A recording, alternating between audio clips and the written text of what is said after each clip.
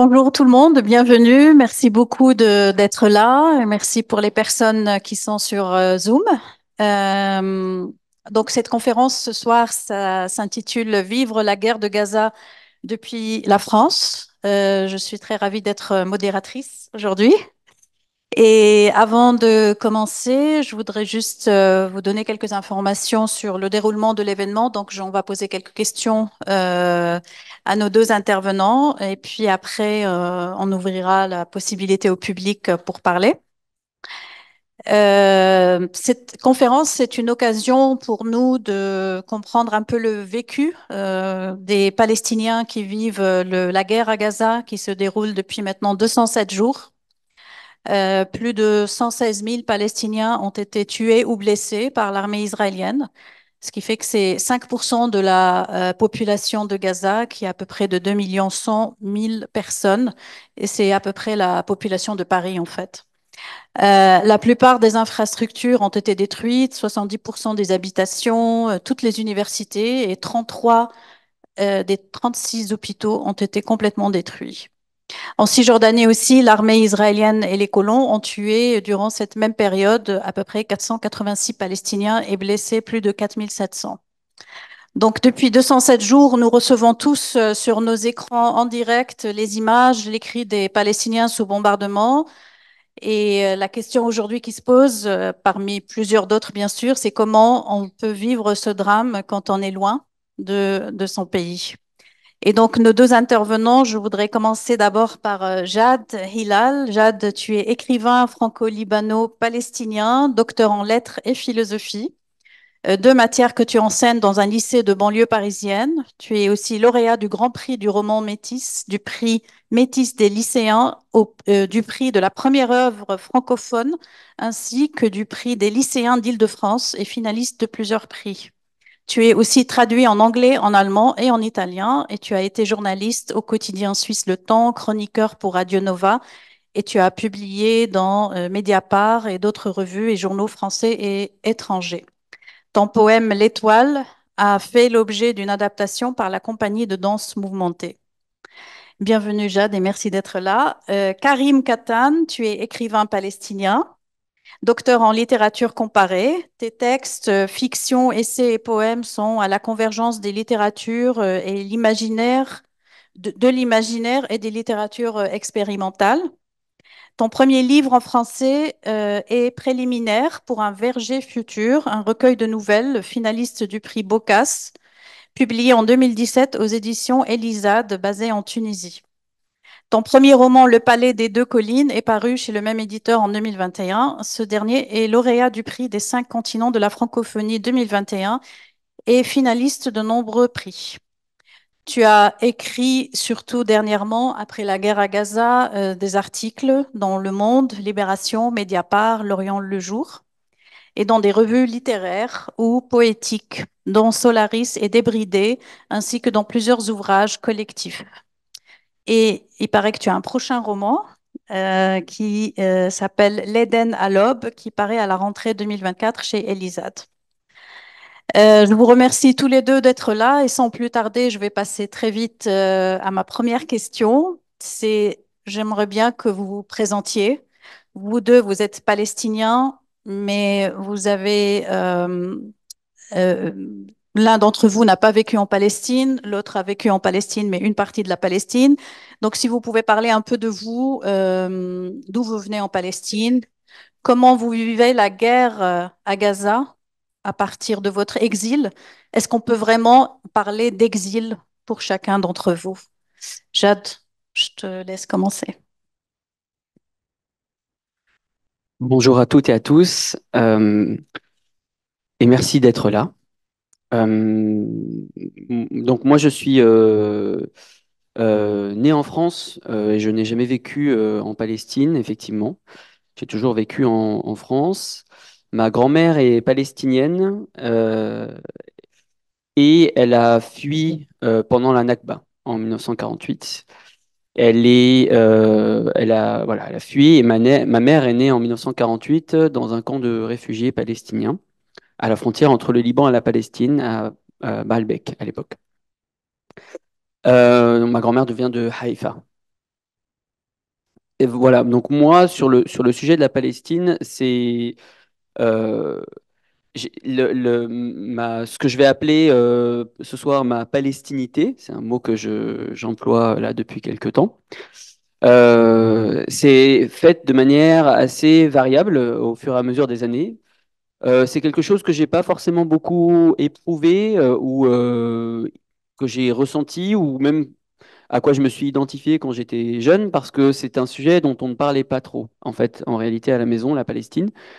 Parce que je pense que c'était difficile d'en parler. Donc la Palestine, j'aime bien dire que je l'ai connue par les silences et les rires. C'est-à-dire que j'ai appris ce que c'était que la Palestine quand mes parents, par exemple, ou ma grand-mère euh, riait quand quelqu'un disait à la télévision que Israël était dans son droit, et je l'ai connu par les soupirs aussi quand telle ou telle action innombrable contre le droit international de l'État d'Israël était faite. Voilà, quand on entendait ça à la télévision. Donc ça, c'est l'essentiel de mon enfance par rapport à la Palestine. Et puis, malgré tout, au fur et à mesure des années, je pense que quelque chose a persisté puisque c'est ce que expérimente mon personnage dans Le Caprice de vivre, mon dernier roman, justement, qui est un Gazaoui qui habite à Paris. Même si en réalité, je me suis jamais senti adhérer à la Palestine autrement que pour des raisons politiques, parce que ça, j'ai toujours défendu euh, par des actes de militantisme notamment. Mais ce qui s'est passé dernièrement, pardon, je fais des détours immenses pour arriver à répondre, donc je vais aller plus vite. C'est que je crois que j'ai compris que quelque chose de moi était palestinien parce que même si je m'identifiais pas à la Palestine, je sentais profondément une attaque quelque part à l'intérieur de moi quand quelque chose se produisait contre la Palestine. Donc j'éprouvais ma palestinité sans m'en rendre compte à mon insu, je pense, pendant très longtemps. Voilà. Et plus généralement, toute forme de discrimination à l'encontre du monde arabe, c'est quelque chose qui m'a toujours beaucoup indigné alors que je ne me sentais pas palestinien. Donc je pense ça veut dire que je l'étais sur un certain plan. Et puis il y a eu le 7 octobre.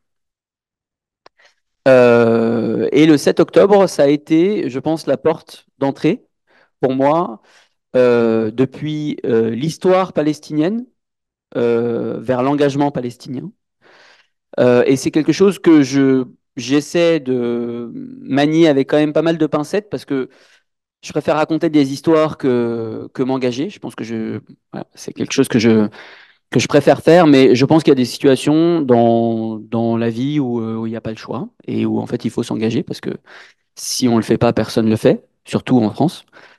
Je crois que voilà, aujourd'hui, je suis en train de mettre l'engagement dans ma pratique aussi littéraire, pas seulement dans ma vie.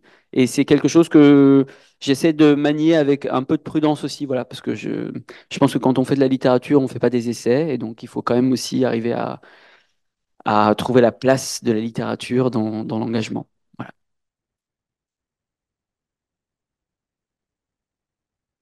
Merci beaucoup, Jade.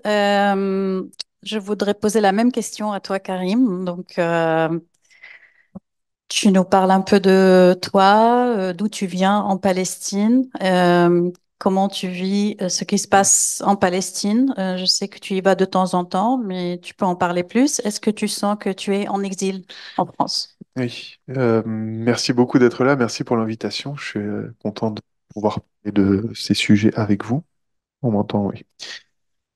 Donc moi, je suis palestinien de Bethléem. Je suis né à Jérusalem, mais j'ai grandi à Bethléem. Je suis vraiment profondément de Bethléem.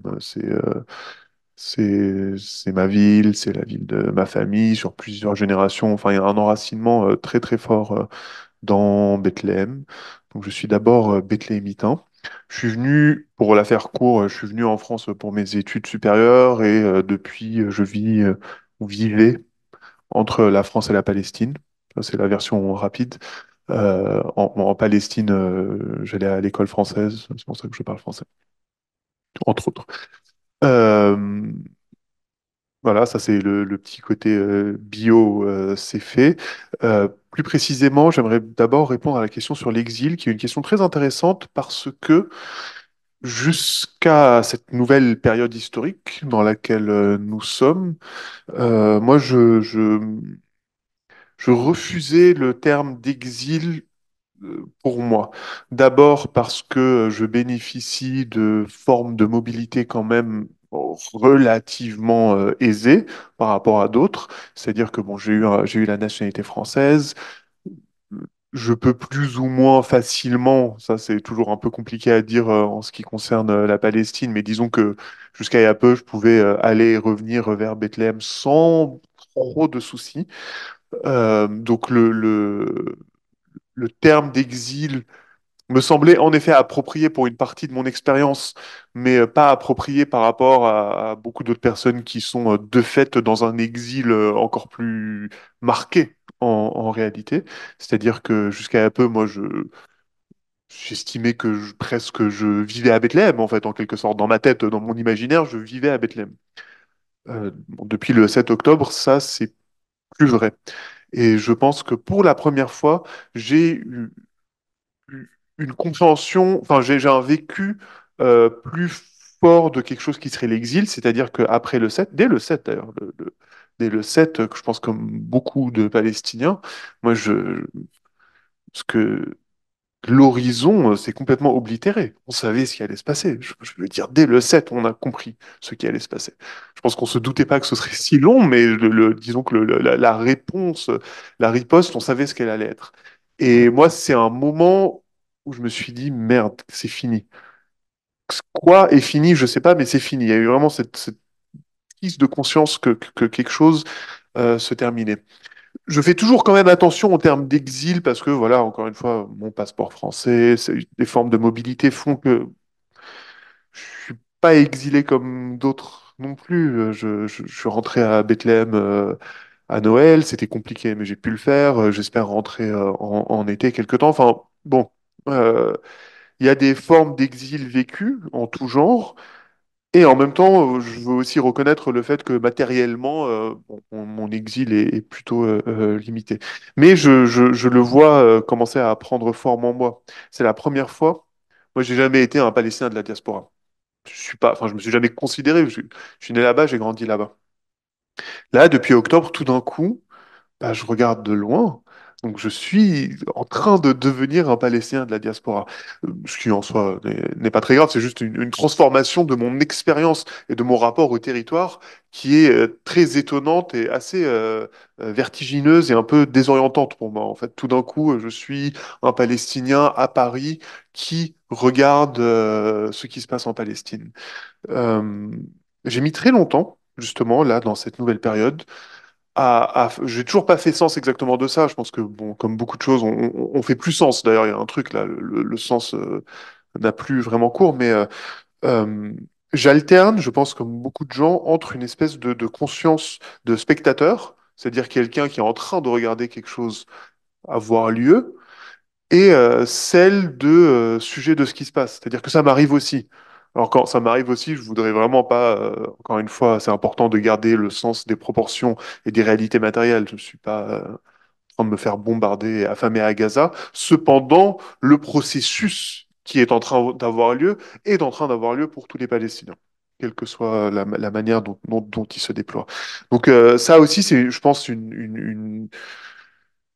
c'est terrible à dire, mais c'est une forme de rattachement à la Palestine, en fait, finalement. C'est-à-dire, il y a dans toute la complexité des sociétés palestiniennes, il y a un rattachement à une réalité et à un processus qui est en train d'avoir lieu. Donc, c'est très compliqué de répondre à la question parce que justement, je pense que tu poses une question pour moi, par exemple, que je n'ai pas, et non seulement que je n'ai pas exactement résolu en général, mais en plus qui en ce moment est dans un processus de modification assez notable. C'est-à-dire que je pense que le terme d'exil pour les Palestiniens, peut-être qu'il va. En fait, là, ce qui se passe aussi, euh, en Palestine et autour, en fait, c'est qu'on est en fait, il y a quelque chose qui est en train d'être façonné, on ne sait pas exactement ce que c'est. C'est-à-dire que donc même toutes ces notions, je pense qu'elles vont être différentes. Après ça, peut-être je terminerai la réponse sur ça, sur Donc Jade comme moi sommes écrivains. Donc je me permets on s'exprime comme écrivain, comme tu l'as dit tout à l'heure, et quelque chose qui se passe, c'est que là, qui a un rapport à cette manière dont on vit ce qui se passe, c'est que je pense que les écritures palestiniennes sont en train d'être façonnées d'une manière qui fait déjà qu'il y a un pré et un post. Je ne sais pas ce que va être la littérature palestinienne qui vient, qui sera forcément différente, puisqu'on est dans une nouvelle ère historique. Et même là, il y a une forme je ne veux pas dire d'exil, mais de tremblement, c'est-à-dire on a plus trop de repères, on ne sait pas ce qui se passe, on ne sait pas de quoi on va écrire quand on écrit, parce que de quoi est-ce qu'on peut écrire, sur quoi on peut écrire maintenant. Enfin, on est dans une forme d'exil, je ne sais pas comment dire, de sa propre pratique, très étrange à vivre en plus de toutes ces autres euh, layers d'horreur qu'on voit jour après jour. En plus en France, mais je pense qu'on reviendra sur cette question.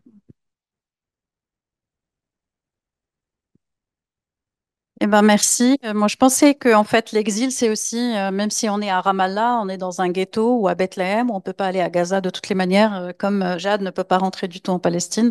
Donc ça peut aussi être une forme où on peut pas aller aider en tant que Palestinien. Pour passer à la deuxième question, j'aimerais bien avoir votre avis sur une question qui est nos parents, nos grands-parents, nos arrière-grands-parents qui ont vécu la Nakba en 1948.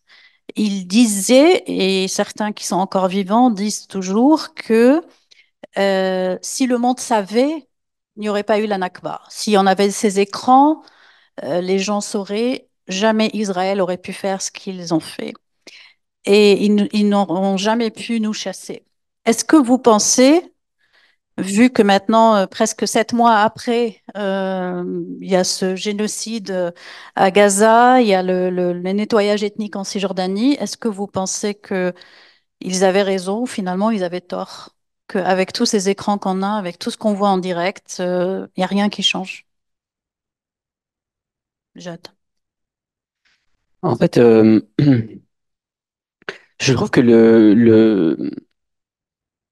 la formulation de la question est intéressante parce que,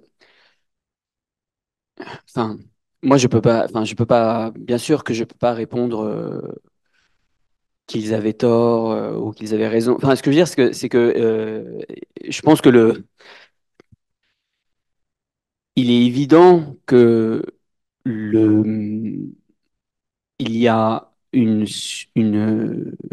complaisance immense envers l'État d'Israël.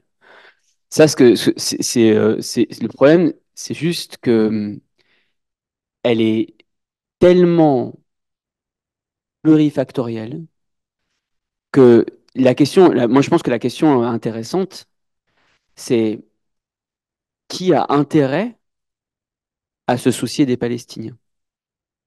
Et c'est une vraie question. C'est-à-dire que il faut dépasser, je pense, et le 7 octobre est un moment de crise pour ça, c'est un moment de basculement, mais il faut dépasser, je pense, la logique morale du droit international. Voilà. Ça, c'est un des deuils qu'on doit faire aujourd'hui dans la situation palestinienne.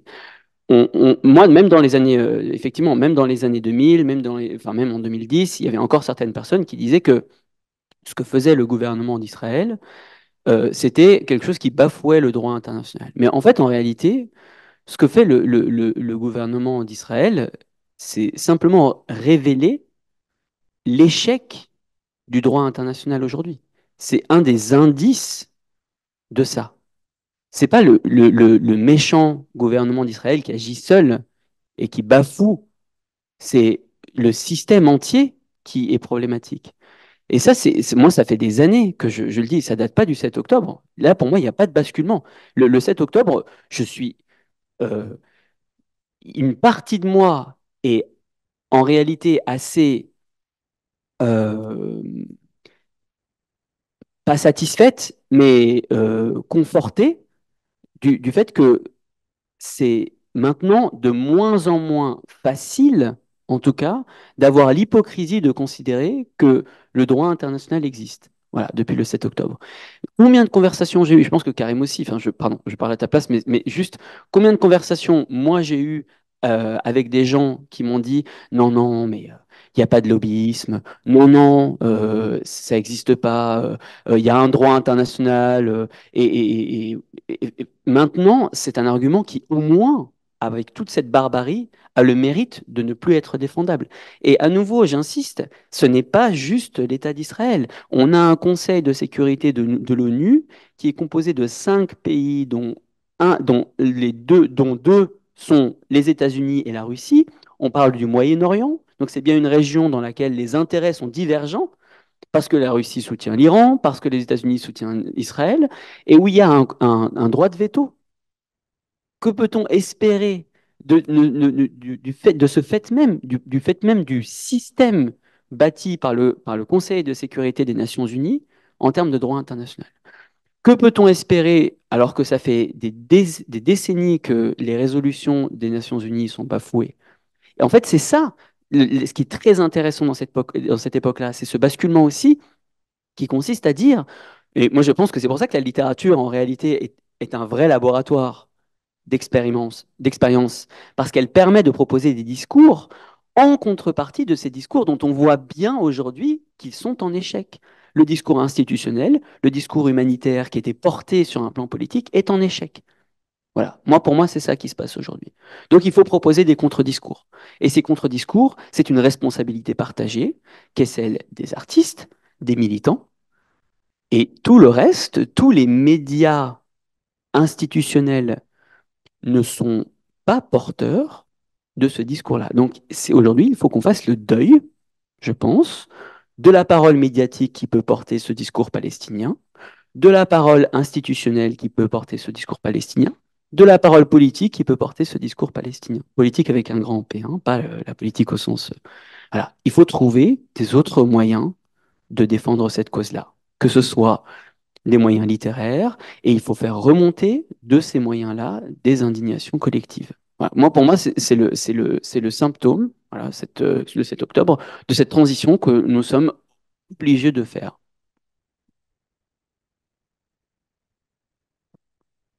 Euh, Alors moi, il y a une chose qui, encore une fois, moi je suis ni politiste, ni juriste, ni historien, ni sociologue, ni toutes ces choses qu'on exige de nous d'être en tant que Palestiniens à tout moment de la journée, ce qui est toujours complètement hallucinant. Je suis rien de tout ça.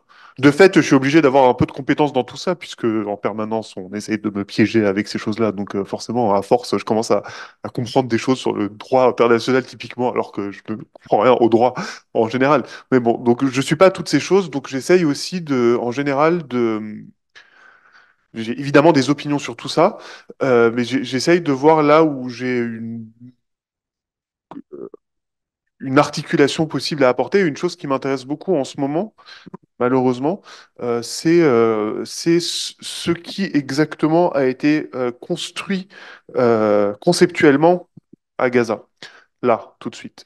Ce qui a été construit, c'est une espèce de champ de l'inconnaissable. C'est vraiment fascinant. Donc le fait que, comme on doit le rappeler à tout moment, Israël interdit aux journalistes étrangers d'entrer dans Gaza à moins d'être des escortes de l'armée, et que, en contrepartie, en général, les journalistes étrangers et les médias étrangers ne croient jamais tout à fait les journalistes palestiniens, qui sont pourtant originellement les gens qui faisaient leur travail pour eux. Mais bon. Donc en fait, on a les journalistes étrangers qui ne peuvent pas rentrer, les journalistes palestiniens qui, au péril de leur vie, puisqu'ils se font cibler, se font massacrer, rapportent des informations, sauf qu'on les croit pas, on les croit mais à moitié toujours, pas tout à fait. Donc en fait, dès qu'un truc émerge, par exemple le dernier en date, dès qu'un truc un peu frappant pour la conscience internationale émerge, donc le dernier en date étant les charniers, c'est pas les premiers charniers qu'on trouve d'ailleurs, c'est important, c'est pas, on s'est pas réveillé 6 mois après en se disant oh là là des charniers, les charniers il y en a depuis très longtemps qu'on voit. Mais bref, les charniers émergent, la première question qui se pose c'est est-ce que c'est vrai? d'abord, avant tout. Et on entre dans une espèce de syllogisme super bizarre où en fait de toute façon on ne peut pas savoir que c'est vrai puisqu'on ne croit pas les journalistes palestiniens et les journalistes étrangers ne peuvent pas rentrer. Donc on n'a aucun moyen de vérifier. Enfin, de fait on a puisqu'il faut faire confiance aux journalistes palestiniens, mais disons que internationalement on n'a plus aucun moyen de vérifier une information. Donc au lieu de créer par exemple une indignation, au niveau médiatique, hein, parce que les gens, c'est autre chose. Mais au niveau médiatique, au lieu de créer une indignation, on entre dans une espèce d'inconnaissabilité. C'est-à-dire qu'on dit, il y a eu cette information, on ne sait pas si elle est vraie, donc c'est tout. Et on s'arrête là. Donc vraiment, Gaza est devenu, et était déjà par moment, par ailleurs, mais est devenu, et a été transformé en espèce de champ de la mort inconnaissable. Et je pense que c'est très important parce que c'est une stratégie, je veux dire, mise en place de façon tout à fait volontaire et mise en place avec la complicité ou la complaisance à minima des journalistes étrangers. Parce qu'en fait, on ne peut pas se fendre de trois éditos sur demandant l'accès à Gaza, c'est bien. Il faut les faire, les éditos sur l'accès de Gaza. Mais en fait, c'est pas assez. C'est pas assez, pas seulement pour les Gazaouis, c'est pas assez, en fait, pour les journalistes. Parce que ce qui est en train de se passer, je ne sais pas si les journalistes étrangers, donc là, disons les Français, par exemple, se rendent compte de ça, c'est qu'en fait, leur profession est en train d'être rendue complètement inutile. Parce que là, ce qui se passe à Gaza, c'est pas que Israël. Je pense que tous les régimes autoritaires du monde sont en train de regarder ça et de se dire trop stylé. En fait, on peut faire ce qu'on veut maintenant. C'est bon, on peut faire ce qu'on veut. Et donc, il y a des implications très longues et des implications notamment, voilà, pour moi, sur la connaissance et sur la manière dont on écrit ce qui est en train de se passer. Et c'est vraiment intéressant parce que pour, pour revenir à ta question originale, en fait, nous, on pense que c'est en train d'être vu en direct. Mais c'est pas en train d'être vu en direct, en fait. Ce qui est en train d'être vu en direct, c'est une espèce de débat permanent sur la réalité de ce qui se passe. Ça, on l'a vu, enfin, je veux dire, c'est pas la première fois, évidemment, que c'est mis en place, ces espèces de stratégies un peu de brouillement du réel pour permettre des horreurs. Enfin, ces dernières années, on l'a vu à plein d'occasions, dans plein d'endroits, de la part de tous les régimes sanguinaires et autoritaires du monde. C'est une stratégie de base. Mais là, à Gaza, on le voit de la manière la plus éhontée possible, en fait. C'est-à-dire littéralement, mais dès le départ d'ailleurs, régulièrement jusqu'à aujourd'hui. Et en fait, il y a tellement d'horreurs qu'on en oublie certaines. Mais on a coupé l'accès à Internet aux Gazaouis pendant très longtemps. Je me souviens surtout des premières nuits où c'était les premières fois tout d'un coup, il n'y avait plus Internet, il n'y avait plus rien dans le noir, il n'y avait plus d'électricité. Donc, c'était une espèce de champ comme ça, de noir qu'on bombardait. C'est, donc, la question, en fait, qui me, la chose qui me fait très peur, qui n'est pas forcément nouvelle, mais qui est vraiment visible de façon aiguë, c'est qu'en fait, parfois, je parle à des gens et j'ai l'impression qu'on ne vit pas dans la même réalité. Et c'est vraiment, c'est grave quand même. Enfin, c'est-à-dire, au-delà même au-delà du différent politique que ça peut créer, c'est juste, on parle et des gens me disent des choses et je me dis oui, en fait, on ne vit pas dans la même réalité. Les mots qu'on utilise ne veulent pas dire la même chose. Les réalités auxquelles on se réfère semblent ne jamais communiquer. Et ça, c'est un problème dont je ne sais pas forcément quoi faire, hein. C'est juste que je l'ai constaté. Et donc, je pense pas que enfin, c'est hyper important de documenter. D'ailleurs, juste une petite dernière chose, évidemment, la documentation de ce qui se passe, elle vient aussi, ça aussi, c'est quand même, elle vient des Israéliens, en fait. Elle vient des soldats israéliens qui montrent avec fierté ce qu'ils font. Donc, ils ne considèrent pas souvent que ce qu'ils font est forcément une atrocité, mais plutôt quelque chose dont il faut être fier. Et donc, on a ce stream d'informations comme ça, d'images qui nous viennent et des journalistes palestiniens et des individus palestiniens et des soldats israéliens qui montrent ou mettent en scène ce qu'ils font. Donc, ça a forcément un impact. On le voit quand même. Il y a quand même un sursaut de solidarité mondiale hyper intéressant, y compris en France. C'est-à-dire qu'on le voit en France quand même. Je trouve, j'ai l'impression, en tout cas moi, qu'il y a une solidarité populaire avec les Palestiniens très marquée, très forte. Tout le monde sait ce qui se passe ces derniers jours dans des campus en France ou aux États-Unis. Donc, ils ont un effet, enfin, ils ont un effet sur les gens. Le problème, c'est qu'est-ce que ces gens peuvent faire sur les politiques. Et ça, bon, on entre dans une question qui est un peu au-delà de mes compétences, mais je pense, voilà, une chose, moi, qui me travaille beaucoup, c'est que c'est cette question du vocabulaire non partagé de la réalité et de toutes ces images rendues incertaines, en fait, par l'inaccessibilité de Gaza. Merci. En fait, je me demande si c'est vraiment parce que les journalistes ne rentrent pas dans Gaza, parce qu'il y a eu des événements en Cisjordanie où il y a beaucoup de journalistes étrangers, y compris l'assassinat de Shirin Abu Akleh il y a 2 ans, bientôt, le 11 mai. Et je me souviens que tous les journalistes, y compris en France, ont tout de suite repris la version israélienne, ou peut-être que les Palestiniens ont tué Shirin. Alors qu'il y avait tous ses collègues de Al Jazeera qui disaient que c'est les Israéliens qui l'ont tué. Et donc, beaucoup de gens que je rencontre en France, ils me disent, ah, mais est-ce que c'est Israël ou c'est pas les Palestiniens qui l'ont? Donc, parce que la première information, c'est la plus importante dans les médias. Et là, il y a des journalistes, donc c'est même pas ils ont pas le droit d'y être. En parlant de la France, parce que ça, je pense que c'est le sujet le plus important maintenant, c'est comment vous vivez toutes ces interdictions en France, comment vous vivez le fait d'exprimer sa solidarité aujourd'hui avec la Palestine qui est de plus en plus difficile, cette ambiance où on assimile toute protestation contre la guerre à du terrorisme ou de l'antisémitisme. Est-ce qu'il y a encore, vous pensez qu'il y a encore de la place pour vous pour écrire, pour parler? Est-ce que vous pouvez facilement le faire ou vous vous sentez censuré?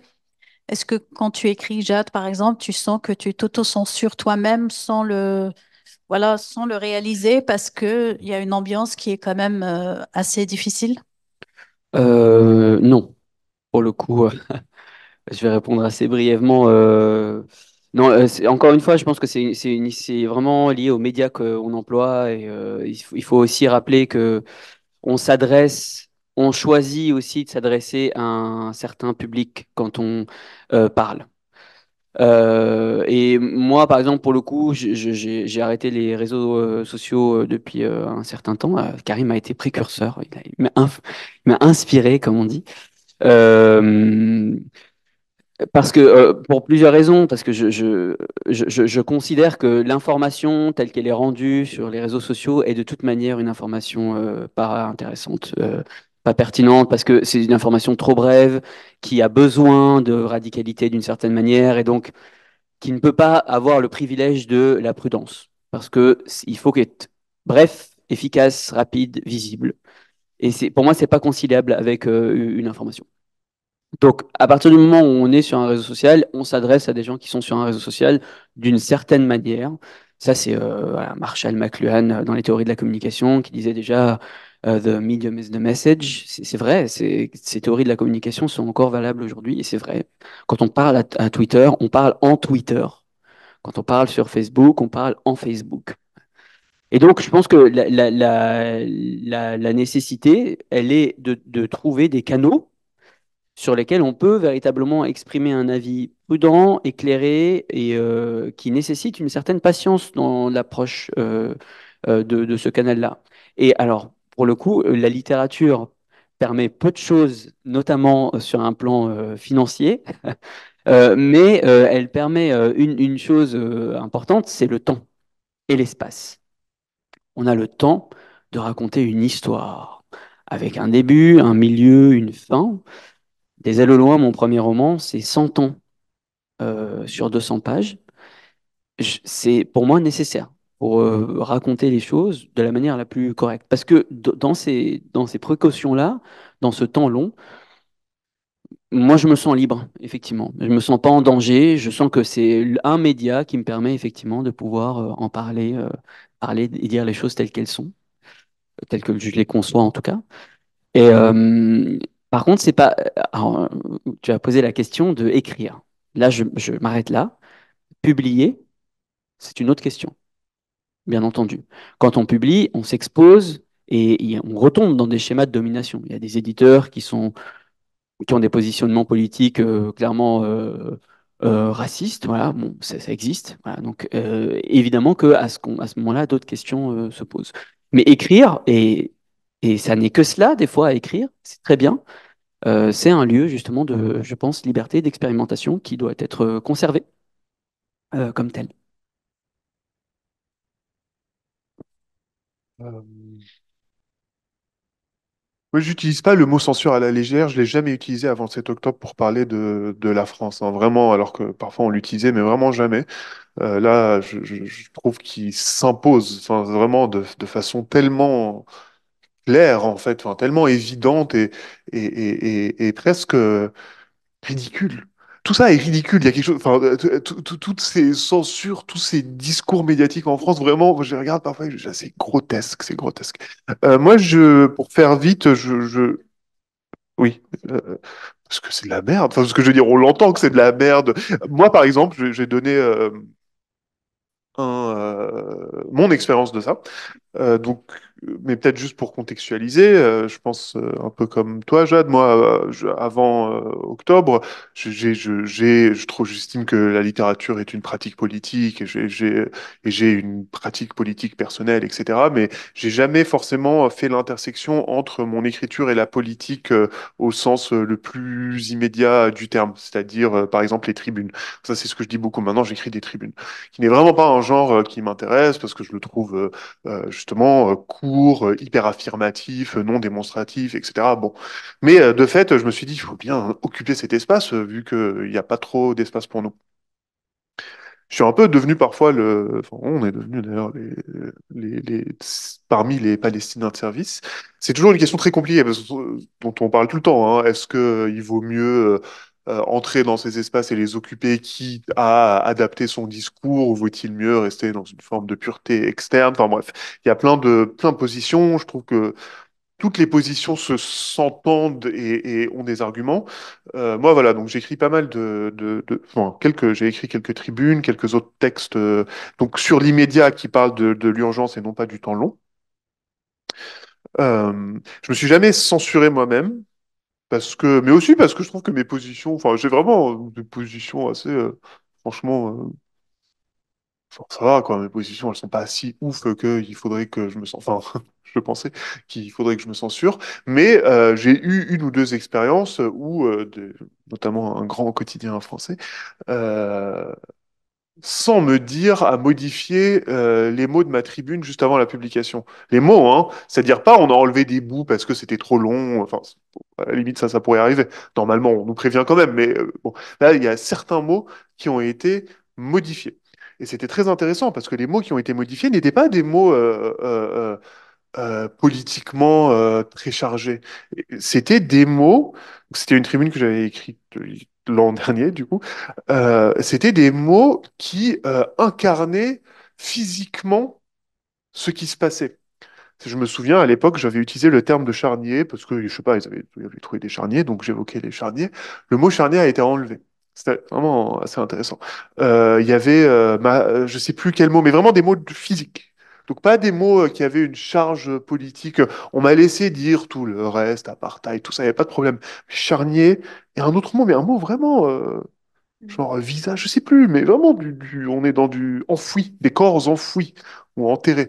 C'était très intéressant, c'est-à-dire que ce qu'on a estimé être apparemment extrêmement discutable ou dangereux, c'était que des corps étaient enterrés. Enfin, donc j'ai eu ces formes-là un peu bah, de censure à proprement parler. Là, pour le coup, vraiment, genre on l'a changé sans mon accord, juste avant publication, sans que je le sache. Donc là, on est vraiment dans une forme de censure. Après, comme le dit Jade, et pour moi c'est très important aussi, moi je suis très attaché à à mon écriture de fiction. Parce que pour moi, c'est ce qui m'intéresse le plus et c'est mon travail principal. Et là, d'abord, j'ai la chance d'être, comme Jade, chez un éditeur qui, de ce point de vue-là, me laisse faire ce que je veux, déjà. C'est pas donné à tout le monde, en fait. Donc, j'ai pas. J'ai, je peux pas dire que j'ai été censuré. Non, tu vois, j'ai toujours ces problèmes-là parce que je veux dire, il y a d'autres gens qui ont été censurés de façon beaucoup plus visible, lourde et notable que moi. Moi, finalement, bon, ça m'arrive qu'on me fasse chier.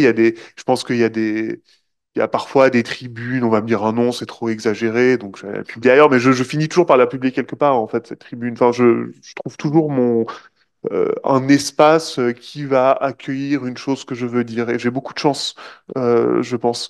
Donc, enfin, par rapport à d'autres personnes, j'ai eu la chance enfin, ouais, d'être certes censuré, mais pas autant que d'autres personnes. Euh, je m'auto-censure pas plus qu'on le fait dans la vie, je veux dire, de tous les jours, toujours en parlant, en réfléchissant à ce qu'on veut dire. Par contre, et ça, je le dis dès le départ, une chose se passe qui ne se passait pas avant, c'est que j'ai peur. Parce que finalement, en fait, la censure, à quoi elle sert? Elle ne sert pas tant à empêcher que des choses se sachent, parce qu'on sait très bien que les choses se savent maintenant. Mais ça instille une espèce de peur plus ou moins présente, plus ou moins vague, parfois très forte, parfois moins, chez les gens, qui fait qu'on a moins envie de s'exprimer, pas aller chercher la merde, on veut pas aller parler, faire une gaffe, faire une blague, dire un truc ironiquement et se retrouver au centre d'une espèce de tornade médiatique qu'on ne maîtrise pas et dont on ne sait même pas pourquoi elle a été mise en place. Donc j'ai peur de ça, quand même. Et ça, je trouve ça gravissime pour tout le monde. Je pense que quand des écrivains disent qu'ils ont peur de ce qu'ils écrivent, c'est vraiment grave. Enfin, je pense qu'il faut aussi mesurer, au-delà de la question de la Palestine, il faut mesurer tout ce que ça veut dire. Enfin, je parle de moi comme je connais une dizaine d'artistes, d'écrivains, de machins, qui ont peur. Et ça, je pense que c'est un baromètre aussi non seulement du climat politique, mais de l'état du dialogue public en France aujourd'hui. Et il est quand même lamentable. Merci à tous les deux. Je voudrais juste finir par une question et puis après on ouvre l'espace au public. C'est que après les événements du 7 octobre, beaucoup de Palestiniens à l'étranger se parlent plus qu'avant. Ils se rassemblent. C'est une façon peut-être aussi de faire le deuil, de pouvoir discuter librement sans avoir peur, de ne pas être mal compris. Ils se découvrent et parfois ils montent des projets pour aider les gens à Gaza, etc. Est-ce que vous pensez que cette guerre peut refaire de la diaspora palestinienne un acteur politique? C'est dur hein, comme question. Hmm. Je sais pas. Je, je, je, je crois que. Alors, j'ai deux réponses, mais elles passent à côté. Oui, oui, mais enfin, c'est parce que je pense qu'il y a quand même une dimension. Alors, il y a une phrase assez connue en Palestine qui est un Palestinien meurt, 10 de ses enfants racontent son histoire. Et je trouve que c'est une phrase qui est très très vraie et qui est pas du tout une phrase sexy. En fait, c'est une phrase assez terrible. Hein. C'est parce que elle suppose qu'il faut mourir pour être dit. Voilà. Mais d'une certaine manière, c'est aussi le destin d'un peuple à qui on refuse sa terre depuis très longtemps.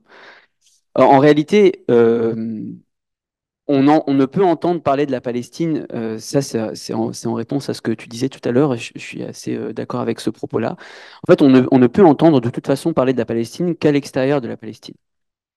Il y a une matérialité crue, actuelle, et qui date d'ailleurs d'avant le 7 octobre en fait, hein. C'est que ce qui se passe en Palestine sort rarement de la Palestine. Parce que ça a un intérêt pour personne, parce qu'il y a de la censure, effectivement, parce que ça nuit à l'image que peut avoir l'État d'Israël à l'étranger. Voilà. Donc, de toute manière, la diaspora, enfin, elle fait vivre la Palestine. Alors après, la question qui se pose, c'est est-ce que c'est que la Palestine dont on parle, ou est-ce qu'il y a autre chose? Moi, je pense que, je crois que c'est je crois que c'était Darwish, je suis pas sûr, mais il me semble que c'était Darwish qui disait que les Palestiniens étaient des Troyens, dans la mesure où c'était un peuple éternel, parce que d'une certaine façon, c'est envers la Palestine que la solidarité va de génération en génération. C'est toujours eux c'est l'incarnation c'est l'image en fait atavique, on pourrait dire d'une certaine façon, de la solidarité. Elle survit génération après génération. Moi, mais ma mère, elle est née en 48. Depuis 48, on dit toujours la même chose, à savoir, ah là là, les Palestiniens, c'est pas de chance quand même. Voilà. Ça, c'est un discours qui a toujours existé, qui existe depuis le 7 octobre. C'est un peuple qui euh, transmet, enfin, qui implique un peu de solidarité. Là où c'est très intéressant et où j'ai un avis peut-être un peu différent, c'est que depuis le 7 octobre, moi, je remarque que je suis rarement entouré de Palestiniens. Je suis entouré de Maghrébins, souvent. Dans les manifs, par exemple, la plupart des manifestations que j'ai faites, beaucoup d'événements que j'ai faits, en réalité, il y a des Palestiniens, ça arrive, mais l'écrasante majorité des gens, c'est plutôt des Maghrébins. C'est des gens qui viennent par soutien à la Palestine. Et ça, c'est intéressant aussi. Le 7 octobre, ça a aussi ouvert la porte à quelque chose que je pensais pas, mais qui est un peu l'alliance des peuples, d'une certaine façon. Comme si la Palestine était un peu je ne sais pas si c'est l'étendard ou le représentant, le symbole de ce que c'est que le postcolonialisme aussi, d'une certaine façon. Voilà.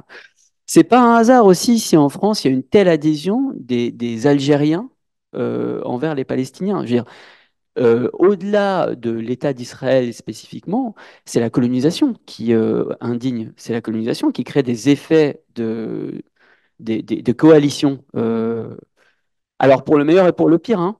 Je suis désolé, je suis un peu long, mais c'est une question qui est très compliquée.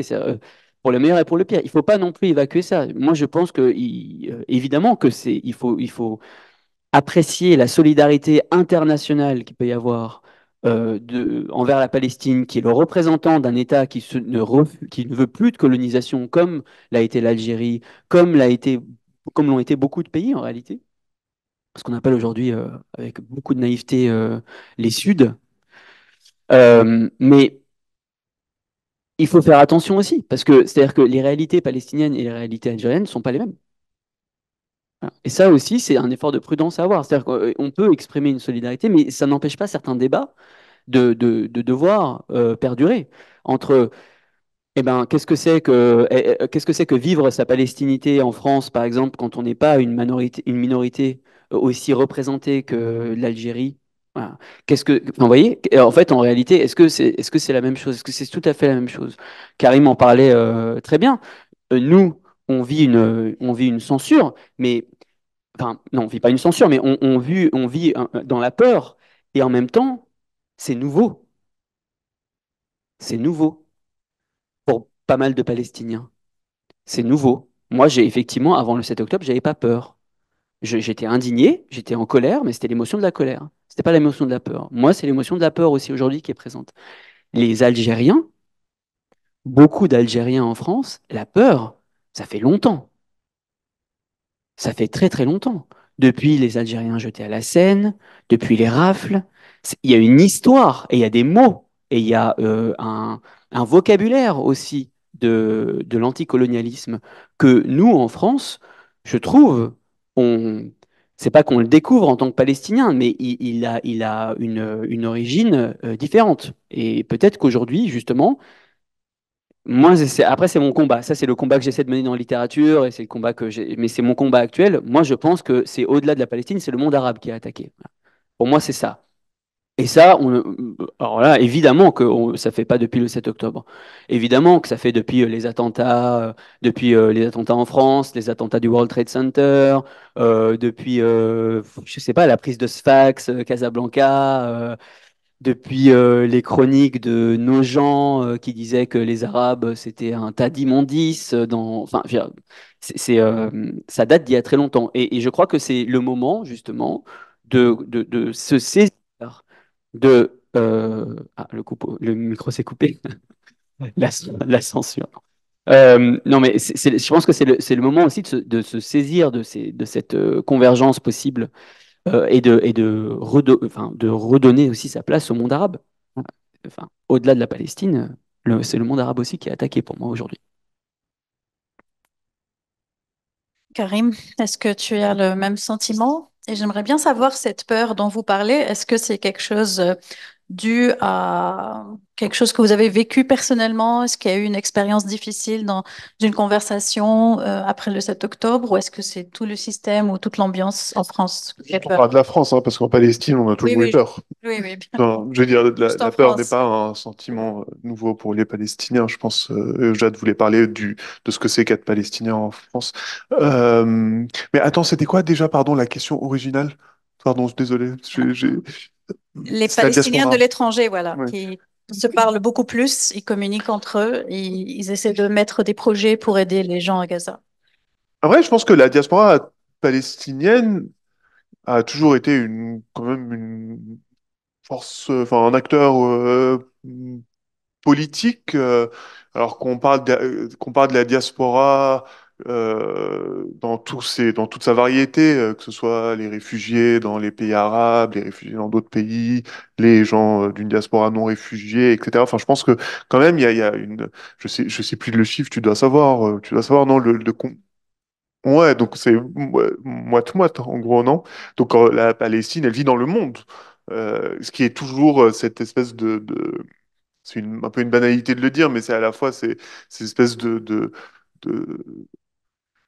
d'avantage à la tragédie qui fait qu'en fait il y a une pluralité de sociétés palestiniennes de par le monde qui ont du coup, à partir d'une histoire commune, des variétés d'histoires et de réalités différentes, parfois qui s'entrecroisent, parfois moins, qui font la vivacité, je pense, de la société palestinienne en général. Et ça, c'est bon, c'est toujours les forces des diasporas qui sont toujours dues à des choses terribles, mais qui peuvent, de ces choses terribles, aussi faire naître d'autres choses. Euh, Moi, après, j'ai toujours été enfin, je sais pas, j'ai toujours fréquenté des Palestiniens là où j'étais un peu par la force des choses. Forcément moins en France parce qu'il y en a moins aussi. Donc c'était moins, de fait, c'est moins disponible, pour, le dire comme ça, parce que les Palestiniens sont quand même moins francophones, donc sont plutôt seraient plutôt dans des pays anglophones ou dans le monde arabe. Mais c'est vrai qu'au début, surtout, les premiers mois, euh,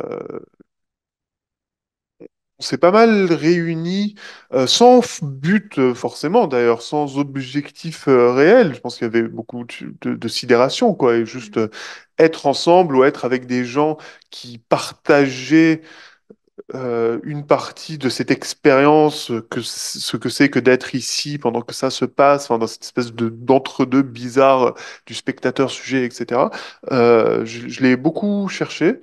Bah, avec des amis, enfin, je veux dire, j'ai pas trouvé de nouvelles personnes, j'ai pas cherché trop forcément de nouvelles personnes, c'était plutôt bon, des gens que je fréquentais. Je sais pas, je peux pas prévoir ce que va être la diaspora, mais c'est sûr que il y a il y a une grande vivacité toujours. J'ai du mal à dire vivacité parce qu'on est quand même dans de l'horreur, donc je veux pas non plus dire que c'est sympa, mais bah, de fait, il y a des formes, voilà, c'est vif, c'est vivant. Il y a beaucoup de gens aussi qui sont à nouveau attachés à ces questions de nation. Peut-être qu'il était un peu moins avant. Ça fait, y compris de façon très complexe et ambivalente, parce que forcément, c'est très ambivalent, une identité nationale. C'est pas non plus quelque chose de si évident, mais il y a des choses qui se passent. Ça, c'est sûr, c'est visible. Moi, je suis pas, voilà, comme j'ai grandi en Palestine, j'ai pas non plus, par exemple, personnellement, je suis absolument pas, je suis pas attaché à des symboles nationaux, perso. Rien à foutre, en général. Je trouve ça moche, ça m'intéresse pas. Mais même moi, qui suis très distant, en fait, des symboles nationaux, parce que pas aujourd'hui, leur charge symbolique, elle est très différente. Et tout d'un coup, des choses qui avant me paraissaient peut-être, j'en sais rien, ringardes, déplacées, etc. Bah, je suis là, bah, effectivement, ces symboles de la nation, ils me parlent différemment tout d'un coup, parce qu'on est dans cette période historique nouvelle où tous les repères sont tellement brouillés qu'il nous faut des repères. Et donc ça fait toujours du bien de parler entre Palestiniens pour se rappeler qu'il y a une société vivace palestinienne. Et vivace, ça veut tout dire, c'est-à-dire que les Palestiniens ne sont pas un monolithe. Et c'est quand même essentiel, c'est-à-dire qu'y compris en termes politiques, enfin, je veux dire, Je m'engueule avec tout le monde. Enfin, je veux dire, mais en bien. Enfin, au sens où on n'est pas une chose qui pense une chose unique. Je pense que voilà, il y a une, une richesse politique palestinienne qui a toujours été là. C'est absolument pas nouveau. Mais c'est vrai que là, dans ces réunions, peut-être qu'on le sent de façon plus forte. Et c'est pas mal. Après, bon, je sais pas ce que tout ça va donner. Personne ne sait et on peut pas savoir, mais ça fait du bien quand même, ça. Très bien, ben merci beaucoup à tous les deux. S'il y a des questions dans la salle d'abord, et puis après sur Zoom.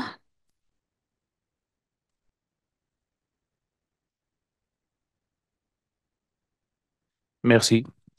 Je vous me présente. Je sais pas c'est Yad Alsaman, en fait, je suis journaliste syrien et mais normalement j'habite ici en France. Ça fait combien de temps? Mais ma question c'est juste comment vous vous adaptez avec le sentiment de la peur en fait, parce qu'en fait nous les journalistes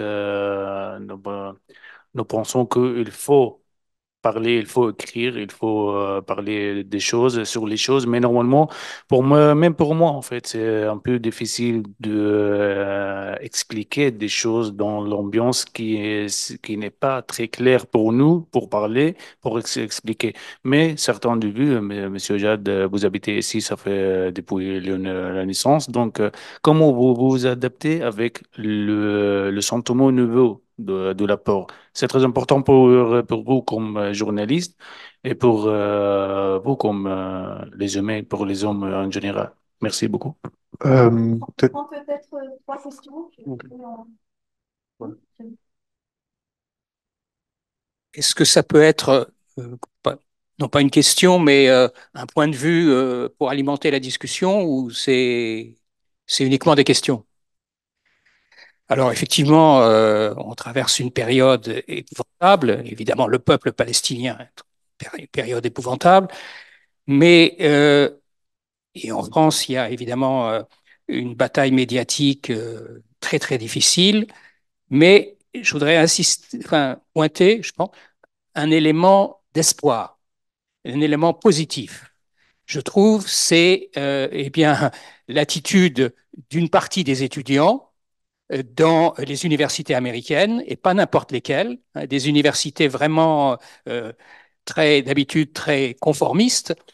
Et puis en France aussi, Sciences Po, qui est vraiment la serre du conformisme libéral et étatique, et le fait qu'il y ait en France, dans toute l'Europe, en Angleterre, il y a des mouvements très très importants et donc, je pense que c'est un élément d'espoir qui fait penser, même si l'histoire ne se répète pas, bien sûr, mais qui fait penser un peu à ce qui s'est passé dans les années 60, au moment de l'agression américaine au Vietnam, où un grand mouvement populaire de jeunesse a émergé et donc, je pense que c'est quelque chose, je parle pour la France, bien sûr, mais aussi pour l'Europe, et bien sûr pour l'aide aux Palestiniens martyrs, que c'est quelque chose qui doit être assez positif, finalement. Merci. Oui, bonjour. J'ai une petite question sur est-ce qu'il y a vraiment des intellectuels, des écrivains arabes qui ont donné quelque chose à la Palestine, surtout ce qu'on a vu, ce qu'on a vécu, ce massacre qui n'est jamais été eu. Donc, ma question, est-ce qu'il y a vraiment des intellectuels et des écrivains, même s'ils ont peur, est-ce qu'ils ont donné quelque chose à la Palestine? Deuxième point, ce qui nous fait peur, c'est pas Israël, pour être clair. Et c'est pas l'Amérique même, mais c'est les régimes arabes qui sont tous, comment dirais-je, ils sont tous complices dans cette guerre, dans cette, je sais pas, merci.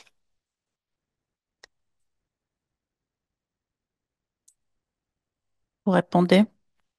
La peur et les intellectuels arabes.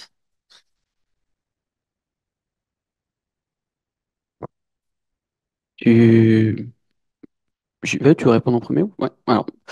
Alors, je pense qu'effectivement, la peur, c'est le dominateur commun à ces questions. Je rejoins quand même l'aspect positif. C'est pour ça que je pense que c'est vraiment une question de canal. Il y a certains canaux où en fait des voix se font entendre pour critiquer le pouvoir. Et je pense que le canal universitaire, dans sa radicalité, est un canal essentiel. Je mettrais juste un point de vigilance, mais ça invalide pas du tout ce qui vient d'être dit. C'est que quand même les régimes de répression aujourd'hui sont pas les mêmes que dans les années 60, hélas. Et moi, j'ai constaté dans le cadre de même ma pratique, qui est celle de l'enseignement, quand j'ai été dans la rue, en France, enfin, il faut qu'on en parle aussi, hein, la peur, elle est aussi liée, je pense, à l'idée que la justice, quand on la voit opérer en France, elle est effroyable, souvent. Et elle est en l'endroit des minorités. Voilà. Faut aussi se dire que les moyens de répression policiers, que les bavures, que la manière dont la justice est faite en express en France, ça ne donne pas non plus confiance en tant que Palestinien ou en tant qu'Arabe, encore une fois, de manière générale, dans un soutien possible du côté de la justice. Alors, en tout cas, les preuves sont pas là. Pour répondre à votre question, qui est celle effectivement de la peur.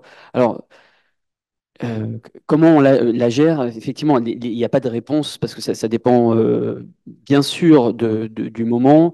Moi, je sais, et de l'individu, moi, je sais que ça varie. J'ai des moments où j'ai besoin de parler et j'ai des moments où j'ai besoin de ne pas parler. Parce que je sais que euh, enfin, en fait, la peur, c'est bien aussi. C'est-à-dire que c'est aussi ce qui permet à un moment de se sentir en insécurité et puis d'en arriver à un point où c'est plus possible, où il faut sortir de ça, où il faut crier en réalité. Euh, donc, c'est pas une position confortable et c'est une position qui est difficile à vivre. Mais je pense elle peut permettre aussi l'émergence de certains discours de radicalité qui sont nécessaires. Je vais juste conclure rapidement en disant que euh, on sait, il faut aussi apprendre à s'entourer. En réalité, je pense que moi, c'est peut-être la leçon que j'ai apprise. Et encore une fois, hein, c'est une position de privilégié, hein. Moi, je l'admets tout à fait. Je suis en France, j'ai la possibilité de parler. Donc, la vraie peur, la peur du Gazaoui qui peut pas sortir de chez lui parce qu'il sait qu'il va se prendre une bombe, je la connais pas. Et je prétends pas savoir comment lui peut gérer ça. Mais ma peur à moi, en tout cas, je crois que elle se gère à partir de l'entourage. En fait, en réalité, moi, les gens qui me détestent et les gens qui m'ont insulté sur les réseaux sociaux, j'ai pas besoin de vivre avec eux. Voilà. Je crois plus à la promesse républicaine française du fait qu'on est dans une société où tout le monde a les mêmes droits, où tout le monde existe de manière anonyme, où la République qui n'a pas de visage. Oui, ça, j'y crois plus. J'ai fait le deuil de ça. Maintenant, je m'entoure des gens qui ne me veulent pas du mal. Voilà. Et j'apprends à le faire. Et les gens qui me veulent du mal, ben je leur laisse plus me parler, je leur laisse plus exister, voilà, dans ma réalité. Et parce que je crois aussi que je fais le deuil de cette chose qu'on nous apprend quand on défend l'humanisme à la française, à savoir que toutes les opinions se valent, que la liberté d'expression c'est bien. En fait, c'est faux, ça. C'est pas bien la liberté d'expression tout le temps. Et on voit bien que ça n'existe pas en fait en réalité, que c'est soumis à des conditions, que quand on n'est pas d'accord, bon, bah, si c'est un État qui n'est pas d'accord, du coup la liberté d'expression n'existe plus. Non, en fait, la liberté d'expression, elle est conditionnée aussi à la liberté de se sentir en sécurité, de vivre dans un. Et donc, quand quelqu'un a quelque chose d'hostile à dire, il n'a pas le droit de parler. En tout cas, il n'a pas le droit de me parler. Voilà, donc, et pour moi, moi, je suis très décomplexé.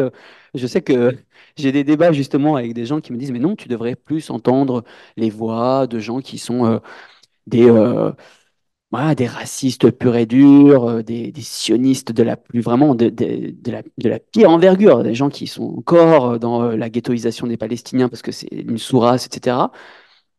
Parce que le monde est pluriel, parce qu'il faut entendre tout ça pour pouvoir y répondre. Non, moi je suis pas d'accord. Je pense que j'ai aucun intérêt à entendre ces voix-là, aucun. Voilà. Et grand bien m'en fasse si je les entends pas. Voilà.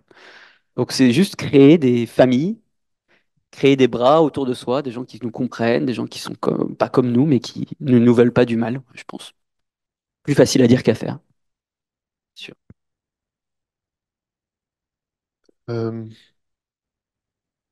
Alors peut-être pour la question, pareil, je suis ni historien ni rien, donc pour la question des Arabes et des intellectuels arabes, je j'ai pas non plus je ne peux rien donner d'autre que mon opinion, qui n'est que mon opinion. Je pense que c'est important quand même parce que et qui vaut ce qu'elle vaut. Donc pas grand-chose. Non, sur ce sujet vraiment pas grand-chose pour le coup. Mais en tout cas moi un truc qui m'importe énormément c'est quand même de rappeler ou d'imposer en fait que la Palestine n'est pas une cause arabe en fait. Cause arabe d'abord parce que enfin, aucun pays arabe.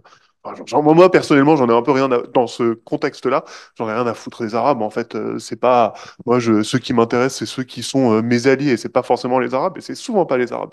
La Palestine est d'abord une cause palestinienne palestinienne arabe si on veut, mais palestinienne, dans toute la pluralité de ce que peut être la Palestine, et ensuite une cause planétaire. Je pense que c'est important parce que quand on dit cause arabe, parce que je comprends pourquoi, il y a une histoire, évidemment, tout ça, on va pas nier non plus l'histoire, mais on la provincialise comme le précaré d'une région, et pour moi, ça m'étouffe en fait quand j'entends ça. D'autant plus qu'encore une fois, les Arabes ne sont pas non seulement n'ont pas fait grand-chose, mais vraiment, j'ai pas besoin du soutien de régimes autoritaires perso. Enfin, c'est pas mon idéal de soutien. Mais je comprends qu'on puisse aussi ne pas être d'accord, trouver que c'est un peu limité comme lecture de l'histoire, etc. Mais disons qu'au niveau émotionnel, peu importe, peu importe les Arabes, en fait, en quelque sorte, pour moi. Euh, oui, pour la peur, je suis un peu juste embêté parce que je suis embêté qu'on utilise le terme peur parce qu'effectivement, il est un peu trop fort par rapport à ce dont on parle ici. C'est-à-dire que c'est vrai que peur, pour moi, c'est vraiment la peur physique de la destruction. C'est pas ça le sentiment que j'ai ici. C'est peut-être le sentiment que j'ai là-bas, mais pas ici. Donc je suis juste un peu embêté. Peut-être que plutôt ce que je ressens, moi, en France, c'est une espèce d'inconfort permanent, comme si en permanence j'étais face à un piège. C'est plus ça. Ce qui fait qu'à aucun moment, ce qui fait qu'en fait, dès que je dois parler avec des gens, mais dans un champ, disons, médiatique, surtout, ou dans un champ enregistré, etc., les paramètres du dialogue, ils sont toujours déjà fixés, en fait. Et dans ces paramètres, tu peux pas interroger d'autres choses, tu peux pas sortir de ces paramètres pour mener une réflexion que tu voudrais avoir sur un sujet, quitte à être en contradiction avec toi-même. C'est-à-dire que tu peux pas, je trouve que moi je peux pas réfléchir à voix haute à quelque chose. Essayer de dérouler un fil même qui soit contradictoire avec ce que je dis, parce que tout de suite, on va prendre ça comme une pièce à conviction.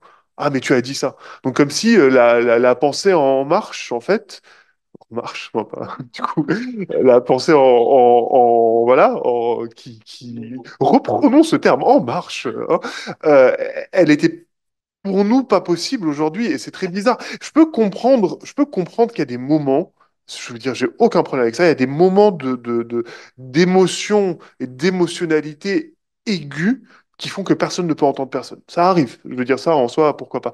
Mais en fait, non seulement il y a un moment où c'est plus possible, mais en plus, enfin, vous savez, au début, bon, on le fait encore, mais surtout au début, on dit pourquoi les Palestiniens, ils condamnent pas le Hamas, tout ça, blablabla. Pourquoi on nous accusait beaucoup, ici par exemple, enfin nous, là je dis un nous, ça dépend des gens, mais d'ambiguïté et de relativisme par rapport à ce qui se passait. Si on accepte ça, moi j'ai envie de comprendre pourquoi aujourd'hui on n'accuse pas beaucoup de gens d'ambiguïté et de relativisme. C'est-à-dire que les gens qui peuvent aller sur des plateaux télé et quand on dit qu'il y a eu 30 000 morts, blablabla, ils disent oui, mais quelque chose. Ça, l'ambiguïté et le relativisme, il est là. Et en fait, eux, ils peuvent aller sans aucune crainte sur la télé, raconter des horreurs, parfois vraiment à proprement parler des horreurs, faire l'apologie des massacres, et il n'y a pas de problème. Enfin, la peur, il faut qu'elle. Je sais que c'est un petit slogan de merde, mais bon, la peur, il faudrait qu'elle change de camp à un certain moment. C'est-à-dire que nous, on a peur. Mais parce que nous, on a peur aussi, je trouve, Parce qu'on est très rationnel. Moi, j'adore parler avec des gens qui sont genre pas d'accord avec moi sur ce sujet, parce que j'ai raison. C'est évident que j'ai raison. Je veux dire, les faits, ils sont de mon côté. C'est d'une clarté telle que c'est génial de coincer les gens. Parce qu'en fait, on peut coincer les gens qui vont raconter de la merde sur la situation actuelle. Parce qu'en fait, il y a une série de réalités. Ils veulent pas les entendre, ça c'est une autre question. Mais logiquement, on peut coincer les gens. Et j'avoue, moi j'aime bien ça, c'est assez marrant parce que ça permet, déjà ça défoule un peu de voir que tout d'un coup ils peuvent plus parler.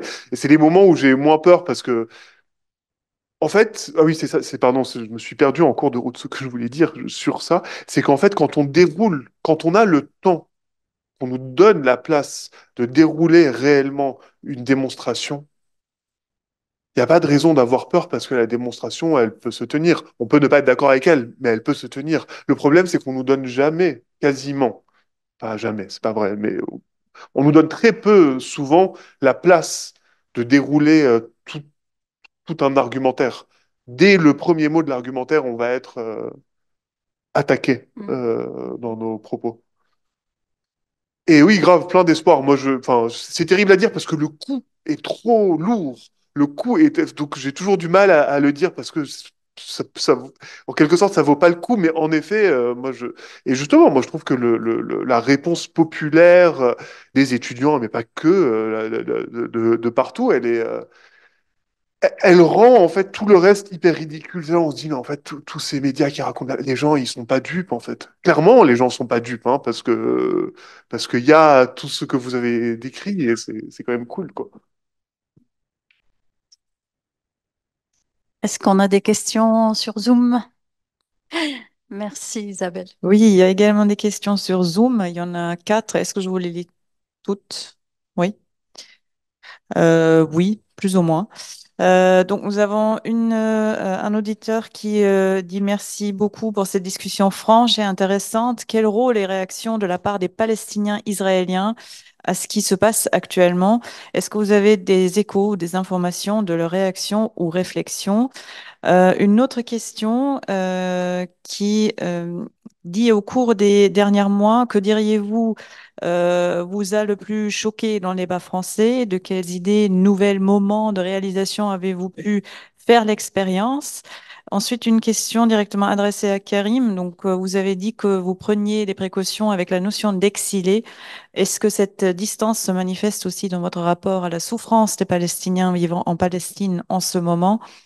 Et une dernière question de Monsieur Colli, c'est écrire des nouvelles courtes permettant de concilier la prudence, la complexité avec une publication assez rapide, donc 1 à 4 semaines, sur un site internet spécifique. Donc ça, c'est suggestion, question de la part d'un auditeur. Si tu oublies, je pourrais te dire. Alors, pour la question des Palestiniens citoyens d'Israël, je vais laisser Karim répondre parce que j'ai aucune, enfin, voilà, je suis pas équipé.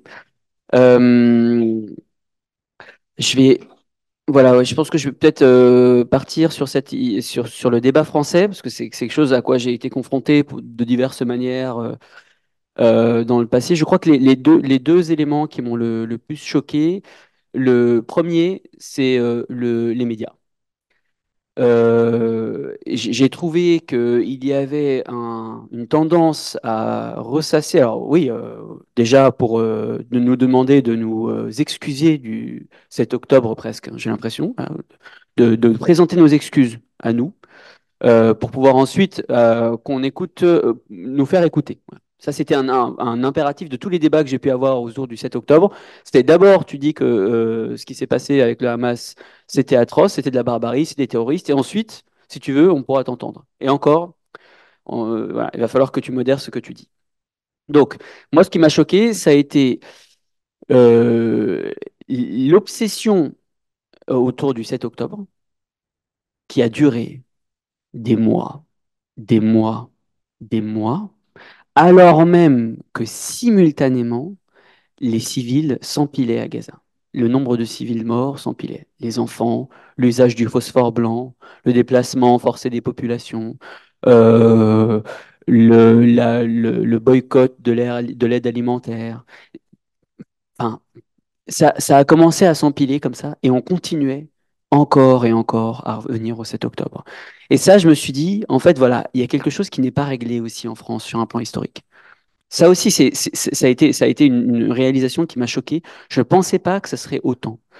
Et j'ai ressenti, moi, personnellement, vraiment, que la Shoah, qui est évidemment une réalité dont on parle et il faut toujours parler, euh, produisait d'une certaine manière un traitement que qui ne laissait pas, euh, qui ne laissait pas assez de place. Et ça, c'est la responsabilité des médias, hein. C'est un problème entièrement journalistique aussi, hein, moi je pense, hein. C'est pas un problème de juifs ou de, c'est un problème entièrement journalistique. C'est une pratique journalistique qui a été problématique. Ne laissait pas suffisamment de place à la cause palestinienne. Voilà. Donc ça, pour moi, ça a été atroce. Je pense la première chose. Et la deuxième chose qui m'a choqué aussi dans le débat français, c'est qu'il n'y avait pas de débat, en fait. Ça, c'est une réponse que je pourrais aussi donner plus simple. Il n'y avait pas de débat. En fait, il y a eu des cautions, comme moi, comme Karim, si tu me permets de le dire sur certains plateaux. On a été invités parce que on est les Palestiniens et que sans ça, on ne peut pas défendre que l'information est plurielle. Voilà. Mais il n'y avait pas de débat. Il n'y a pas eu de moment où vraiment on a discuté de ça. Voilà. Ça, je crois que je pense que c'est les deux choses. Et également, je trouve, et ça c'était à l'origine, mais ça a été vraiment, ça s'est vérifié. Le 7 octobre, quand le président français dit l'État d'Israël est autorisé à réagir de la manière de la manière qui lui convient pour assurer la sécurité de la sécurité de son territoire, on sait. Voilà. Moi, pour moi, on sait à ce moment-là ce qui va se passer. On sait tout à fait ce qui va se passer, que ça va être cette loi du talion gonflée qui existe depuis des dizaines d'années, que on va répondre dans un État. Attention, hein, encore une fois, c'est un État, c'est pas un groupe, c'est un État, donc qui est au cœur d'enjeux internationaux en 2023, qui utilise à ce moment-là, et on le sait à ce moment-là, qui va utiliser la vendetta comme un moyen de réparation, qui va utiliser la vendetta comme un moyen de justice sociale. Voilà. Et ça, quand c'est dit qu'on peut répondre de la façon dont on veut, on sait que c'est ça qui va se passer. Donc pour moi, ça aussi, ça a été une gifle terrible, dans la mesure où je me suis dit, bah voilà, en fait, voilà, encore une fois, le droit international est décédé. Donc les médias, la neutralité médiatique, l'objectivité médiatique, et le droit international, pour moi, ça a été, je pense, les deux claques depuis le 7 octobre dans le débat français, je crois.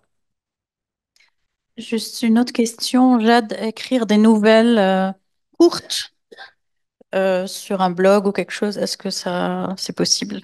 Oui, après, tout est toujours possible, hein. Et en même temps, je veux dire, enfin, je sais pas. Moi, pourquoi répondre, en fait, je veux dire, pourquoi l'actualité? Enfin, c'est ça aussi la question. Pourquoi ce besoin à tout prix de parler de ce qui se produit maintenant? Pourquoi est-ce qu'on ne pourrait pas réinscrire ça dans une histoire plus générale? Ça aussi, je pense que c'est aussi. Enfin, faut quand même se. Enfin, si on veut faire ça, c'est bien. Mais je pense qu'il faut aussi se méfier de cette tendance qui existe aujourd'hui à l'impatience aussi. C'est-à-dire qu'on a besoin d'une information sur le vif qui est installée peut-être par les chaînes d'information en continu, par d'autres choses de ce genre-là. Mais moi, non. Pour moi, non. Les lieux où on peut être patient, dire les choses telles qu'on pense qu'elles sont et prendre le temps de le faire, il faut les soigner, il faut les bichonner, il faut les garder. Et c'est vrai que, à part dans l'art, ça devient de plus en plus difficile. Donc non, moi je politiserai pas, j'actualiserai pas la littérature. Je dirais que ben non, c'est un des lieux où on peut encore faire ça et il faut le conserver tel quel. Après, si c'est une intention, effectivement, je pense que elle est tout à fait valable. C'est vrai que c'est pas quelque chose dans quoi moi je me reconnais en tout cas. Merci Karim. Les Palestiniens citoyens d'Israël, comment ils vivent ça? Je ne vais pas parler, encore une fois, je ne suis pas sociologue. Mais ce que je peux dire est uniquement anecdotique, c'est-à-dire que les gens que je connais, palestiniens d'Israël, sachant qu'ils ont plein de positions très différentes, ils flippent leur race quand même. Quand même. Ça, le truc fondamental, c'est qu'ils flippent parce qu'il y a eu plein de, il y a eu plein d'attaques, y compris juridiques contre eux. On a viré des profs, on a mis des gens en prison, donc il y a le flip très, enfin, du coup, une autre peur, mais oui. Mais bon, ça c'est pas, je veux dire anecdotique juste au sens où c'est ce que moi je sais, c'est pas, ça peut pas valoir pour vérité sur comment vivent les Palestiniens d'Israël cette question. Moi, le truc qui m'a le plus choqué je sais pas si c'est ce qui m'a le plus choqué, mais ce qui me saoule le plus, en fait, c'est à quel point c'est débile. Enfin, c'est vraiment débile et on a vraiment un défilé de tocards et de bouffons en permanence qui racontent de la merde et c'est insupportable. En fait, c'est ça qui est insupportable, c'est que vraiment, c'est la fête des tocards là depuis 6 mois. Et ça, je trouve ça intellectuellement tellement lamentable. C'est trop chiant parce que justement il n'y a pas de débat parce que des, que des tocards qui viennent parler à la télé. Non mais vraiment ça, ouais, je veux dire, je pense que vous savez tous très bien, les gens c'est des bouffons qui viennent parler. Et ça, je trouve ça vraiment. Il y a eu quand même les intellectuels français qui adorent se penser comme des espèces comme une communauté qui est quelque chose. En fait, ils ont abdiqué totalement le rôle supposé qu'ils sont censés avoir. Là, ils nous ont abandonnés comme du papier dans lequel ils se seraient mouchés. Hein. Genre, ils nous ont virés comme ça. Euh, Cela étant, on est tous d'accord, il y a plein de choses super qui s'écrivent, il y a plein de gens qui réfléchissent. Enfin, j'aime pas faire des généralités, mais bon, c'est vrai que les tocards sont très nombreux et très présents. Et ça, c'est insupportable. Voilà, après la question de l'exil, la souffrance. Oui, non, c'est juste qu'il faut garder un sens de la mesure et un sens de la réalité des choses. C'est-à-dire que je trouverais ça absolument obscène, moi, là, assis à Paris, dans un très joli endroit, enfin, qui mange à ma faim, qui fait ce que je veux ici, de dire que je souffre comme, comme un Palestinien. C'était du Liban, la question? Ah, c'était la Palestine du Liban? Non, je crois de Gaza.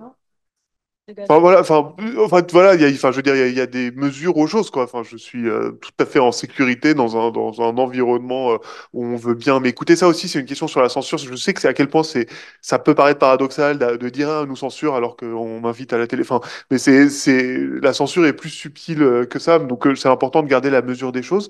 Et donc c'est pas tant qu'il y a une distance, c'est juste que ch- chaque échelle, chaque proportion est à sa place. Et je trouverais ça vraiment obscène de m'accaparer une souffrance physique et matérielle qui n'est actuellement pas la mienne, je pense. Écrire des nouvelles courtes. J'ai pas tout à fait compris la question, mais moi j'adore écrire des nouvelles. Je sais pas si c'est ça la question, mais c'est cool parce qu'on peut parler de littérature, donc je vais faire ça très vite. Les nouvelles, c'est un genre absolument extraordinaire qui n'a aucune valeur aujourd'hui en France. Je sais pas si vous voyez, on publie pas de nouvelles. Moi j'ai publié un recueil de nouvelles, mais on publie très peu de nouvelles. Les nouvelles se vendent pas, alors que c'est un genre magnifique parce qu'il permet des expérimentations littéraires très précises, artisanales sur des formats très courts. J'adore ça. Après, je rejoins Jade peut-être aussi dans la mesure où moi là, j'écris pas de la littérature sur ce qui se passe, pas tant parce que je veux pas, mais parce qu'on est dans un moment où, de ce point de vue-là, j'en suis incapable. J'ai été abandonné par les mots pour ça, pour cet aspect de la littérature. Je sais pas, peut-être que dans 2 mois ce sera différent, peut-être que demain ce sera différent, mais là, mon expérience des 6 derniers mois, c'est que je suis incapable d'écrire quelque chose qui s'appellerait de la littérature euh, sur ça. Et par ailleurs, je pense que pour la littérature, on a beaucoup de poèmes qui sortent de Gaza. C'est tu vois, quand même l'un des genres textuels les plus présents en ce moment qui sort de Gaza. Et je pense que c'est toujours important là où on peut, de laisser cette parole-là, cette parole littéraire-là, prendre la place qu'elle doit avoir aussi. Merci beaucoup. Une pensée pour un martyr qui parlait beaucoup sur le Twitter de Gaza, Rifat El-Harir, qui d'ailleurs, tous ses poèmes sont partout dans les manifestations maintenant. Est-ce qu'il y a d'autres questions avant de finir? Il nous reste quelques minutes. Ouais, allez-y.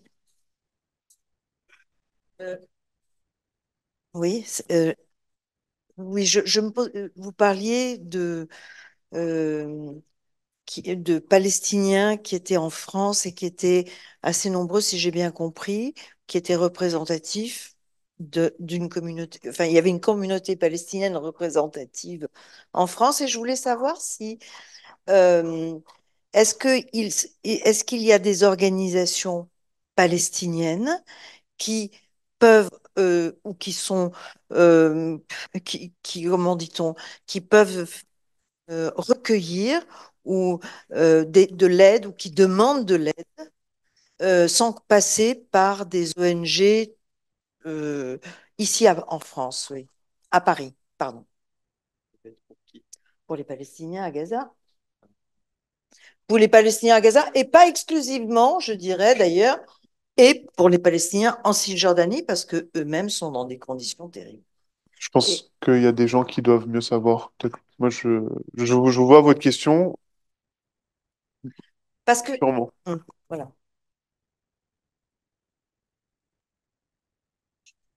Bon, d'accord. Non, mais parce que par exemple, il y avait dans les années 70, une période que j'ai bien connue, moi j'ai travaillé avec Palestine Information, avec des représentants de l'OLP à Paris, qui a d'ailleurs été assassiné.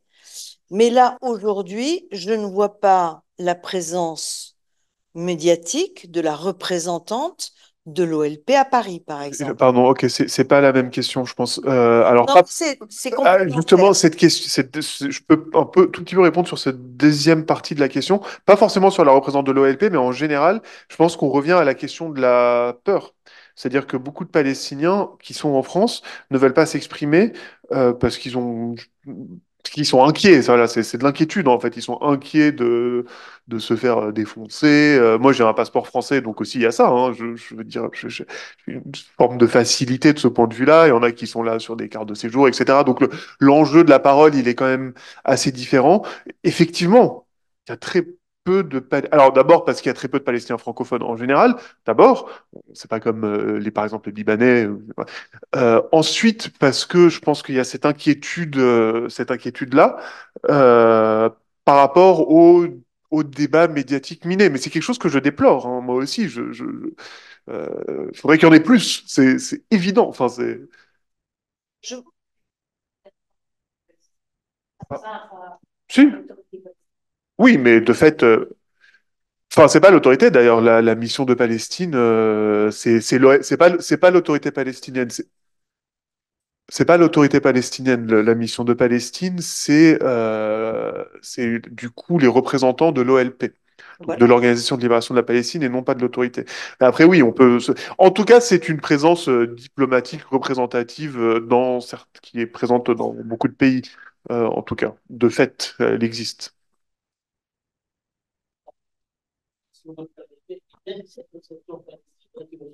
Il y a l'urgence palestinienne. Il y a l'urgence palestinienne partout dans la France. Il y a le FPS. Et c'est basé dans toute la France. La FPS est une association franco-palestinienne. Il y a un comité palestinien. Il y a des associations qui sont venues actuellement et qui ont fait une. Il faut contacter, si vous connaissez Salah Hamouri, ou bien vous mettez Salah Hamouri sur Google, il peut vous donner toutes les informations. Il y a des Palestiniens qui sont venus actuellement. Si je ne me trompe pas, il y a 200 Palestiniens qui demandent de l'aide parce qu'ils n'ont pas de subvention de l'État. Ils sont venus, ils sont venus de la guerre et qui demandent de l'aide, franchement. Mais il y a d'autres Palestiniens qui bougent partout dans la France. C'est pas en Europe de manière générale, voilà. C'est pas Il y qu'il n'y a, a pas il d'association. y a Il aussi y a une, et qui n'ont pas peur de parler sur la Palestine. Merci.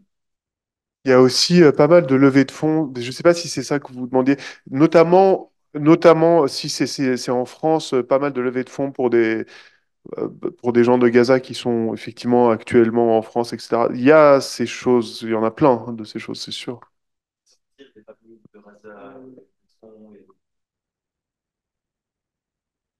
Chose qui se passe. Après, il faut prendre en compte que le blocus est tel à Gaza que, enfin, on voit bien comment les aides humanitaires parviennent et c'est complètement ridicule. Enfin,